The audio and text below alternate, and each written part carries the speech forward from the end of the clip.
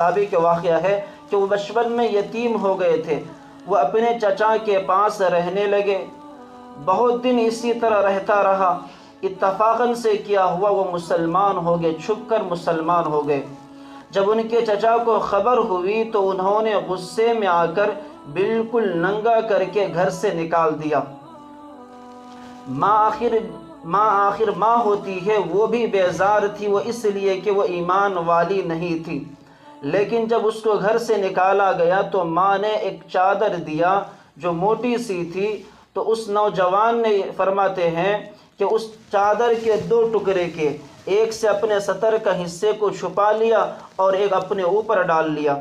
مدینہ طیبہ حاضر ہوئے، حضور اقدس صلی اللہ علیہ وسلم کے دروازے پر پڑا رہتا اور بہت کثرت سے بلند آواز سے اللہ کا ذکر کرتے تھے۔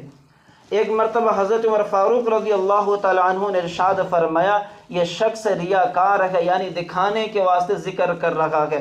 تو اللہ کے نبی علیہ السلام نے فرمایا، نہیں، یہ بلکہ اوابین میں سے ہے۔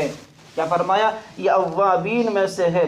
غزوہ تبوک میں انتقال ہو گیا، غزوہ تبوک کے موقع پر انتقال ہو گیا۔ صحابہ نے دیکھا کہ رات کو قبروں کے پاس کوئی چراغ جلا کر کے کسی کو دفنانے کی تیاری کر رہے ہیں۔ جب صحابہ کرام رضی اللہ تعالی عنہ قریب ہوا تو دیکھا کہ آپ صلی اللہ علیہ وسلم قبر میں اترے ہوئے ہیں، آپ صلی اللہ علیہ وسلم قبر میں اترے ہوئے ہیں۔ حضرت ابو بکر صدیق رضی اللہ تعالی عنہ اور عمر فاروق رضی اللہ تعالی عنہ سے ارشاد فرماتے ہیں کہ لاؤ اپنی بھائی کے جنازے کو تاکہ میں اس کو دفن کروں۔ حضور اقدس صلی اللہ علیہ وسلم ان کو دفنانے کے بعد دعا کرتے ہیں، یا اللہ میں اس سے راضی ہوں۔ اس کے بارے میں، اس نوجوان صحابی کے بارے میں فرماتے، یا اللہ میں اس سے راضی ہوں، تو بھی اس سے راضی ہو جا۔ حضرت ابن مسعود رضی اللہ تعالی عنہ فرماتے ہیں کہ یہ سارا منظر دیکھ کر، کیا فرماتے ہیں؟